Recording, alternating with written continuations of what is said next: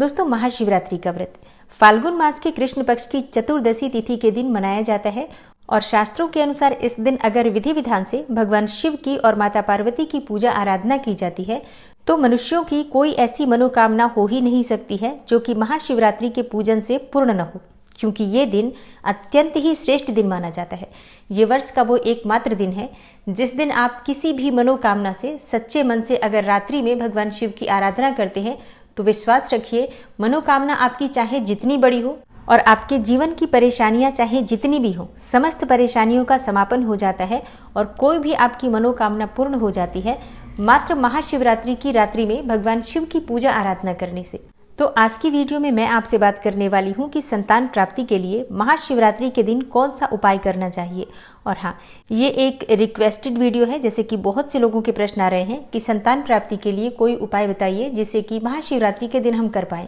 तो ऐसे दंपत्ति जिनकी कोई संतान नहीं है या फिर कई ऐसे दंपत्ति हैं जिन्हें मनचाही संतान की कामना है, मतलब उनके पास पुत्र है, पुत्री की कामना है और पुत्री है तो पुत्र की कामना है, तो भगवान भोलेनाथ जो कि औढ़र दानी कहे जाते हैं, आशुतोष कहे जाते हैं और बहुत शीघ्र प्रसन्न होने वाले, मात्र एक लोटा जल से प्रसन्न होने वाले देवता माने जाते हैं, तो इनकी पूजा आराधना अगर हम सच्चे मन से करते हैं तो निश्चित ही हमारी मनोकामना पूर्ण होती है और मनचाही संतान की हमें प्राप्ति होती है। तो आज की वीडियो बहुत महत्वपूर्ण है। शिव महापुराण के अनुसार कौन सी वस्तुएं भगवान शिव को अर्पित करने से उत्तम और योग्य संतान की प्राप्ति होती है, दीर्घायु संतान की प्राप्ति होती है और किस प्रकार से भगवान शिव की पूजा करने से मनचाही संतान की प्राप्ति होती है। संतान प्राप्ति के लिए किस समय पूजा करनी है, किन मंत्रों का जप करना है, ये संपूर्ण जानकारी आपको आज की वीडियो में मैं शेयर करने वाली हूँ। तो वीडियो को पूरा जरूर देखिए और अगर आपको आज की वीडियो अच्छी लगे तो इसे लाइक भी जरूर कीजिए। और अब बात करते हैं पूजा विधि के बारे में और उपाय के बारे में कि कैसे करना है, कब करना है और क्या करना है। देखिए, महाशिवरात्रि के दिन प्रयास कीजिए कि पति पत्नी दोनों व्रत धारण करें और अगर पति पत्नी दोनों व्रत नहीं कर सकते हैं तो कोई भी एक व्यक्ति व्रत कर ले और दूसरा व्यक्ति सात्विक भोजन लेकर रहे, मतलब भोजन में लहसुन प्याज इत्यादि का सेवन बिल्कुल भी नहीं करना है।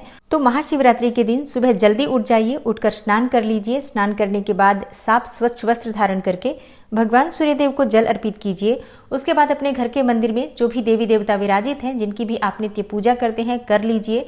अब जैसे कि आज महाशिवरात्रि है तो महाशिवरात्रि के दिन भगवान शिव की पूजा विशेष रूप से होती है, तो अगर आप मंदिर जाकर भगवान शिव की पूजा आराधना कर सकते हैं, शिवालय आपके घर के आसपास है, तो ऐसे में आपको शिवालय जाकर भगवान शिव की पूजा आराधना करनी चाहिए। और अगर आप मंदिर नहीं जा पाते हैं, बहुत दूर है मंदिर, तो घर में जो भी मूर्ति, प्रतिमा या शिवलिंग भगवान शिव का आपके पास है, वहीं पर भगवान शिव के सामने शुद्ध घी का दीपक जलाकर और अपने व्रत का संकल्प ले लीजिए, पूजा का संकल्प ले लीजिए और अपनी मनोकामना भगवान शिव से कहिए और उनसे प्रार्थना कीजिए कि आपकी मनोकामना बहुत शीघ्र पूर्ण करें। जाने अनजाने कोई भी गलती हुई हो तो इसके लिए क्षमा प्रार्थना करें। इस प्रकार से आप सुबह व्रत का संकल्प ले लीजिए। पंचोपचार विधि से आप सुबह पूजन कर सकते हैं, चाहे तो मंदिर जाकर या फिर घर में। और इसके बाद अगर आप व्रत कर रहे हैं तो दिन भर आपको व्रत रहना है। व्रत आप फलाहार के द्वारा कर सकते हैं, जैसे कि कोई भी फल खा सकते हैं, जूस पी सकते हैं, फलों का रस ले सकते हैं, चाय पी सकते हैं, दूध पी सकते हैं, मतलब फलाहार जलाहार के द्वारा आप शिवरात्रि का व्रत धारण कर सकते हैं। और शाम के समय विशेष पूजा का समय आपके लिए होता है, क्योंकि महाशिवरात्रि की पूजा रात्रि विशेष होती है। तो महाशिवरात्रि के दिन रात्रि में जागरण करना चाहिए और जाग कर चारों पहर की पूजा करनी चाहिए। प्रदोष काल में, रात्रि में और अर्धरात्रि का समय, ब्रह्म मुहूर्त का समय, ये 4 पहर होते हैं जिनका समय मैं आपको आने वाली वीडियो में शेयर करूंगी कि कौन सा शुभ मुहूर्त होता है चारों पहर की पूजा का। इसके अलावा निशीत काल की पूजा का मुहूर्त। तो पूजा के सभी शुभ मुहूर्त मैं आपको आने वाली वीडियो में शेयर करूंगी, इसलिए चैनल से जुड़े रहिए। और अब जानते हैं उपाय के बारे में। शाम के समय, जो संध्या काल का समय होता है, उस समय आप गेहूं का आटा ले लीजिए। उस आटे में थोड़ा सा गंगा जल और शुद्ध जल मिलाकर आटे को गूंद लीजिए, मतलब थोड़ा सा टाइट गूंदना होता है आटा, और इसका आपको शिवलिंग बनाना है। तो गेहूं के आटे से 11 शिवलिंग का आपको निर्माण करना है और ये आकार जो होता है शिवलिंग का आपके अंगूठे से बड़ा नहीं होना चाहिए, इस बात का ध्यान रखिए। मतलब आपके अंगूठे जितना ही शिवलिंग, 11 के 11 शिवलिंग आपको इसी आकार के बनाने हैं। एक पात्र में इन्हें स्थापित कर दीजिए। पहले पात्र में नीचे बिल्वपत्र रख दीजिए, उसी बिल्वपत्र पर सभी शिवलिंग स्थापित कर दीजिए। और हाँ, जैसे कि जब हम पार्थिव शिवलिंग का या फिर आटे के शिवलिंग का निर्माण करते हैं तो इसके लिए जलधारी अवश्य बनानी चाहिए। तो गेहूं के आटे से ही आपको एक जलधारी बनानी है और उसमें ही आपको शिवलिंग स्थापित करके एक पात्र में रखना है। इस प्रकार से आपको शिवलिंग की स्थापना करनी है कि जब आप जल अर्पित करेंगे इस पर, यानी कि पूजा करेंगे चारों पहर में, तो किसी भी प्रकार से जो आपका शिवलिंग है वो गले ना, खराब ना हो। तो इसके लिए एक बड़ा पात्र ले लीजिए, उसी पर आपको एक प्लेट उल्टा करके रखना है और उसके ऊपर ही सारे शिवलिंग रख दीजिए और शिवलिंग के ऊपर बिल्व पत्र रख दीजिए, ताकि जब आप शिवलिंग का अभिषेक करेंगे तो किसी भी प्रकार से आपके शिवलिंग को कोई नुकसान नहीं होगा, बिल्कुल भी आपका शिवलिंग गलेगा नहीं। तो जो लोग पार्थिव शिवलिंग का भी निर्माण कर रहे हैं या फिर गेहूं के शिवलिंग का भी निर्माण कर रहे हैं, उन्हें इस बात का ध्यान रखना है कि शिवलिंग के ऊपर अगर आप कुछ बिल्व पत्र रख देते हैं और उसके बाद आप जब अभिषेक करेंगे तो किसी भी प्रकार से आपके शिवलिंग को कोई भी नुकसान नहीं होगा और आप अच्छी तरह से अभिषेक कर पाएंगे। और अब बात करते हैं संतान प्राप्ति के लिए पूजा विधि के बारे में। तो देखिए, आटे का शिवलिंग बना लीजिए। उस शिवलिंग का आपको रात्रि में चारों पहर और निशीत काल में अभिषेक करना है। अब जैसे कि बहुत से भक्तों के प्रश्न होंगे कि क्यों पूरी रात्रि में हम जगकर अभिषेक करें, क्या शाम के समय या सुबह अभिषेक कर देने से हमारी मनोकामना पूर्ण नहीं हो सकती है? जी बिल्कुल हो सकती है। ऐसा भी हो सकता है कि आप सिर्फ एक ही बार पूजा करें और आपकी मनोकामना पूर्ण हो जाए, लेकिन अगर आप रात्रि के चारों पहर में पूजा करते हैं तो ये अत्यंत ही श्रेष्ठ माना जाता है और आपकी दुर्लभ से दुर्लभ मनोकामना भी, मतलब जो मनोकामना आप सोचते हैं कि कभी पूरी हो ही नहीं सकती है, ऐसी मनोकामनाएं भी पूर्ण हो जाती हैं रात्रि के चारों पहर की पूजा से। इसलिए रात्रि की पूजा विशेष रूप से कीजिए, शाम को प्रदोष काल से प्रारंभ कर दीजिए और सुबह ब्रह्म मुहूर्त तक, मतलब सुबह 6 बजे तक पूजा होती है। मतलब ऐसा नहीं है कि पूरी रात्रि पूजा होती ही रहती है। रात्रि में जो 4 शुभ मुहूर्त होते हैं उसी शुभ मुहूर्त में पूजा होती है, बाकी समय में मंत्रों का जप इत्यादि किया जाता है। तो हर पहर की पूजा में आपको सबसे पहले शिवलिंग पर जल अर्पित करना है, उसके बाद से दूध से अभिषेक करेंगे और उसके बाद आप फिर से जल से अभिषेक करके और भगवान शिव पर जो भी आपके पास पूजा की सामग्री है, जैसे कि अक्षत, चंदन, भांग, धतूरा, बिल्वपत्र, अबीर, जो भी सामग्री आपके पास उपलब्ध है वो सभी सामग्रियां भगवान शिव को अर्पित करेंगे। और हर पहर में भगवान शिव को भोग स्वरूप आप चाहे तो फलों का भोग लगा सकते हैं या सफेद मिठाई का भोग लगा सकते हैं। तो गेहूं का शिवलिंग आप शाम को ही बनाकर रख लेंगे। हर पहर में, यानी कि शाम से लेकर और सुबह तक हर पहर में शुभ मुहूर्त में आप उसकी पूजा करेंगे और फिर अगले दिन इसे विसर्जित कर दिया जाएगा। और हाँ, बात करें कुछ मुख्य सामग्री की जो कि आपको शिवलिंग पर हर पहर में अर्पित करनी है, जैसे कि आप जौ जरूर रखिए, साबुत जौ।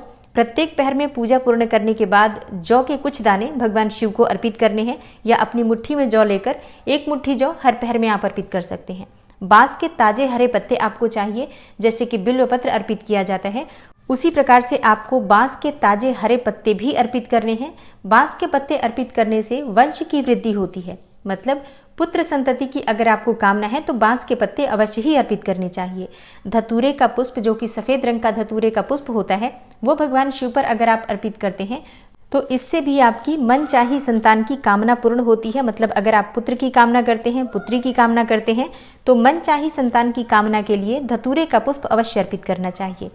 तो पूजा की सामग्रियों के साथ ये विशेष सामग्रियां भी आपके पास होनी अत्यंत आवश्यक है।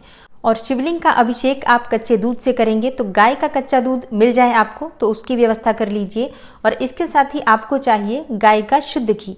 तो जैसे कि जब आप दूध से अभिषेक करेंगे तो उसके बाद आप थोड़ा सा शुद्ध घी भी शिवलिंग पर अर्पित कीजिए। शुद्ध घी से भगवान शिव का अभिषेक करने से वंश की वृद्धि होती है, उत्तम और योग्य संतान की प्राप्ति होती है, यशस्वी और दीर्घायु संतान की प्राप्ति होती है। ऐसी संतान जिसकी कामना प्रत्येक माता पिता को होती है, जिसे कि कुल का दीपक कहा जाता है। वो चाहे पुत्र हो या पुत्री, उसके कार्यों से अगर आपके कुल का नाम रोशन होता है तो उसे ही कुल दीपक कहा जाता है। ऐसी संतति की कामना के लिए शुद्ध घी से भगवान शिव का अभिषेक करना चाहिए।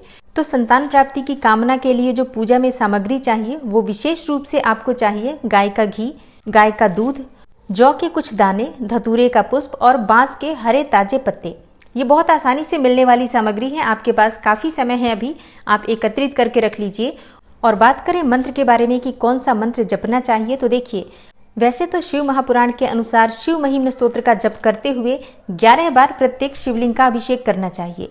लेकिन अगर आप शिव महिम्न स्तोत्र नहीं पढ़ पाते हैं, इतना समय नहीं है या फिर उच्चारण करने में दिक्कतें आती हैं, तो सिर्फ पंचाक्षर मंत्र के द्वारा नमः शिवाय या ओम नमः शिवाय का जप करते हुए अभिषेक कीजिए।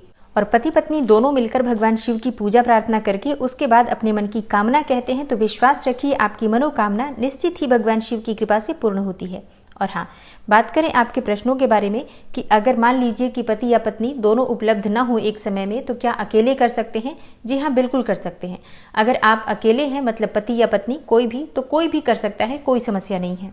और जैसे कि अगला प्रश्न आपका हो सकता है कि अगर हम पूरी रात्रि नहीं जाग पाते हैं तो ऐसे में कब करें पूजा। तो देखिए, ऐसे में आप प्रदोष काल में पूजा कर लीजिए और उसके बाद जो अर्धरात्रि की पूजा का समय होता है, जिसे निशीथ काल कहा जाता है, उस समय में आप पूजा कर सकते हैं। जैसे कि प्रदोष काल और निशीथ काल की पूजा तो अत्यंत आवश्यक है, लेकिन अगर आप चारों पहर की पूजा भी कर पाते हैं तो ये तो फिर अत्यंत ही श्रेष्ठ होगा।